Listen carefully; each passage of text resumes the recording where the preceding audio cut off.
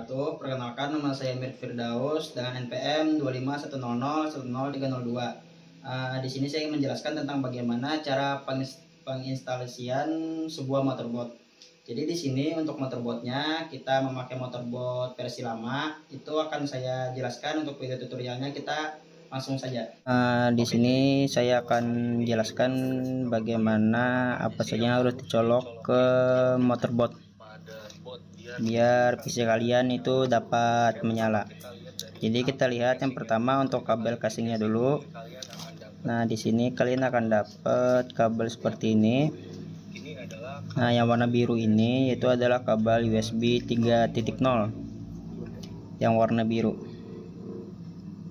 Nah, yang biru ini adalah yang biru USB 3.0. Terus yang dua ini, yang kotak ini ada kabel audio.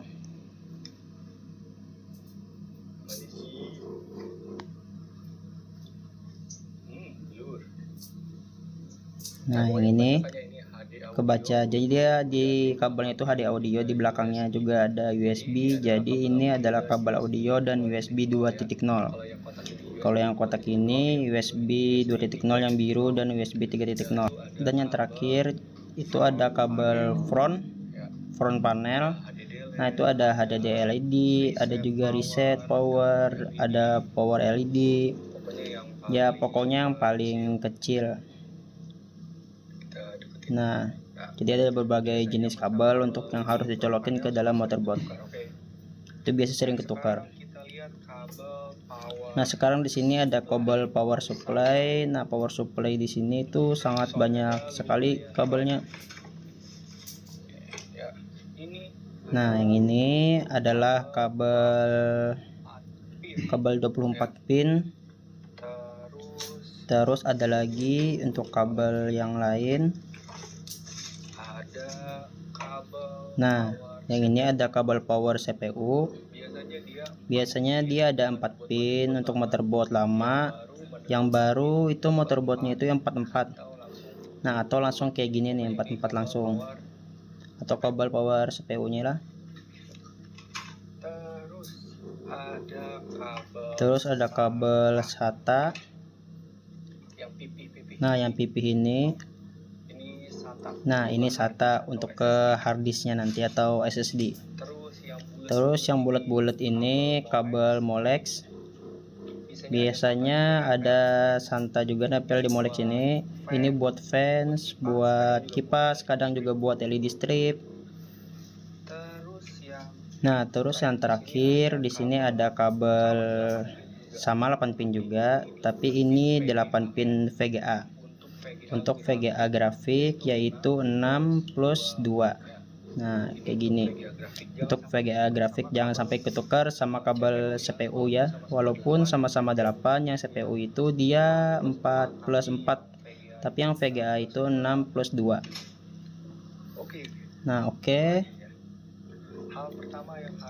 Hal pertama yang harus dilakuin sekarang, kita langsung praktek ya. Nah, di sini kita pasang prosesornya terlebih dahulu. Nah, setelah prosesornya sudah, nanti kita pasang kipasnya yang ini, CPU cooler atau HSF. Dipasangnya kemana? Biasanya dipasangnya ke prosesor aja, tancepin. Cuman setelah lu pasang ada kabel yang harus lu pasang dulu. Nah, ini kabel CPU fan atau CPU fans, kabel heat. Nah, kabelnya nanti untuk dicolokin yang paling ke area sebelah sini nih. Nah, di sini. Kebetulan dari sini pokoknya arahnya di sini, namanya CPU fan. Coloknya begini, ada yang 3 pin, ada yang 4 pin. Jadi di sini ada 4 pin, tapi dicoloknya ke 3 pin nggak apa-apa, colokin aja. Nah, kayak gini nyoloknya. Ini kalau nggak dicolokin, kipas prosesornya nggak akan muter. Oke. Selanjutnya kita colokin kabel CPU pin. Ini CPU fan, ada CPU fans. Nah, ini listrik kabel CPU pinnya colokan buat CPU-nya ya. karena 4 Karena 4 kita colokin aja 4, jangan takut salah karena kalau beda tidak nggak nggak akan masuk. akan masuk. Nah ini masuk nih sampai klik nih kalau udah bener aja. Yang ini dicolokin Terus selanjutnya kita ada kabel 24 pin di sini. Nah yang ini tadi yang paling besar tinggal colokin aja sampai bunyi klik. klik aja. Ini kan ada Nah, ininya nih. nah di sini nih Nah, sampai ini masuk sampai rapat. sampai masuk, sampai rapet, sampai berbunyi klik. Selanjutnya, nah kita akan pasang kabel SATA. yang ini Nah yang ini SATA untuk hard disk atau SSD. kita dulu harusnya dulu.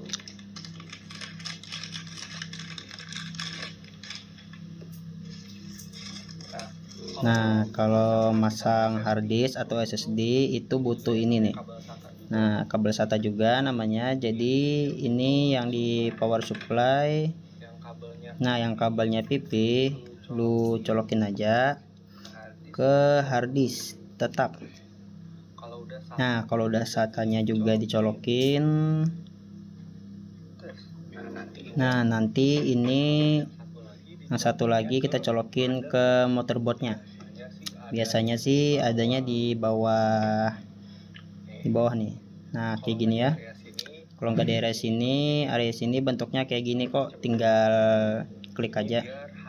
Nah biar hard disk atau SSD kalian ke connect. Cabut lagi. Tenang aja, ini motherboardnya udah bisa kok. Kita belajar aja di sini. Selanjutnya Molex. kabel molexnya nih. Nah ini kabel molexnya dicolokinnya kemana? Nah itu dicolokinnya ke kipas nih.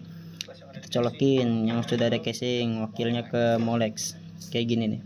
Nggak akan kebalik kalau Nah nggak akan kebalik, kalau kebalik dia nggak akan masuk. Nah tapi ada juga beberapa kipas yang ke area RGB yang warnanya bisa diatur itu dicolokin ke motherboard. Model colokannya sama kayak colokan ini, kita jepit saja, bisa jadi pinggir-pinggirnya. Tapi itu untuk motherboard yang zaman-zaman sekarang ya, yang mendukung fitur RGB atau RGB bisa diatur. Selanjutnya kabel-kabel casing USB 3.0. Nah yang tadi kebetulan di sini agak ada ya, tapi biasanya kalau beli USB 3.0 itu cowok ini sebelah sini nih, ada warna tempatnya juga hitam biru kayak gini, tinggal klik saja, colok. Nah gampang aja untuk pencolokannya. Selanjutnya untuk kabel USB dan kabel audio. Nah di sini saya zoom dulu, jadi pencolokannya itu di bawah sini. Nah kalian bisa lihat ya, audio. Nah ini audio nih, audio USB. Nah yang audio tadi ini dicolokin ke sini, ke audio. Jangan takut kebalik, karena kalau kebalik dia nggak akan masuk. Jadi kita colok aja, kalau misalkan nggak masuk baru kita balik. Nah ada satu lubang yang nggak jadi, semuanya ada lubangnya. Nah lihat juga di sini itu satunya nggak ada. Nah kayak gitu aja ngebedainnya, yang mana kebalik yang mana enggak. Nah dicolok kayak gini. Terus yang ini juga untuk USB nya 2.0 1 sama aja juga kayak tadi. Nah untuk ada yang kosong juga di bawah kan, kalau di atas itu full semua. Nah kalau audio kan di tengah tuh, kalau untuk yang USB nya di pojok. Nah kita masukin aja, gak apa-apa. Nah kayak gitu. Yang paling ribetnya di sini, yang paling bikin puyeng yaitu yang ini nih, yang sering ketuker, kabel front panel. Nah ada HDD LED, tadinya Tenggara power reset, ada power LED. Ngelakuinnya kemana? Nah jadi coloknya di sini nih, F panel. Nah yang pertama itu di kiri bawah itu HDD LED. Habis HDD LED sebelah kanannya reset, di atas reset itu power, di samping power yang plus minusnya tadi power LED kita pasang ya nih, HDD LED. Nah paling kiri. Habis itu HDD LED reset. Nah ini nih reset di sebelahnya.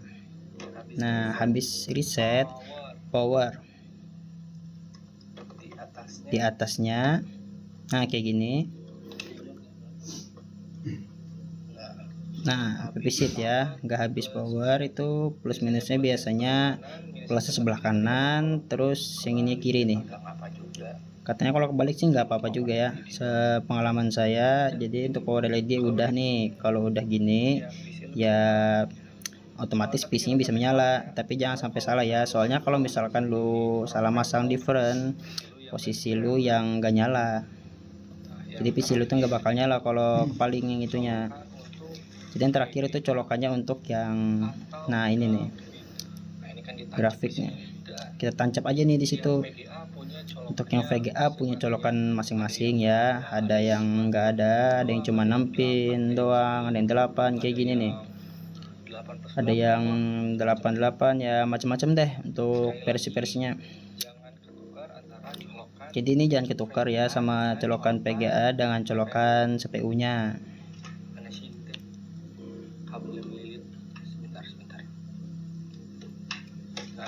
Nah ini nih, jadi jangan ketukar VGA 6+2. Nah nyoloknya itu gimana? Jadi nyoloknya itu kayak gini aja nih, 6 pin kalau itu cocok nih. Nah 8 kita colokin aja. Nah jangan takut nggak masuk, kalau kebalik dia nggak akan masuk. Nah tinggal dicolok kayak gini aja nih. Nah sampai bunyi klik, udah berarti udah masuk. Oke, tentang colok-colok kabelnya itu aja sih semuanya udah dikasih tahu juga kita. Nah sini 24 in, ini 24 pin. Yang di sini ada CPU fan, di sini ada kabel CPU yang 4 pin atau 44. Di sini biasanya USB 3.0, tapi tergantung pada debutnya. Buat lama tuh nggak ada 3.0, tapi kalau lo beli motherboard cuman sekarang tuh pasti ada. Sama di bawah ini kabel SATA untuk hard disk, SSD. Biasanya kalau di sini nih ada. Terus ini ada USB, audio smartphone, channel. Nah ini posisi yang audio front panel USB bisa di mana aja. Tiap motherboard beda-beda, ada yang di sini audionya, ada yang di bawah, ada yang macam-macam deh tuh. Nah pokoknya tapi udah kebaca sih posisinya. Nah pas nih bawahnya ada keterangannya audio USB atau F panelnya. Jadi segitu aja untuk tutorial saya kali ini untuk proses pemasangan motherboardnya. Seperti itu saja. Wassalamualaikum warahmatullahi wabarakatuh.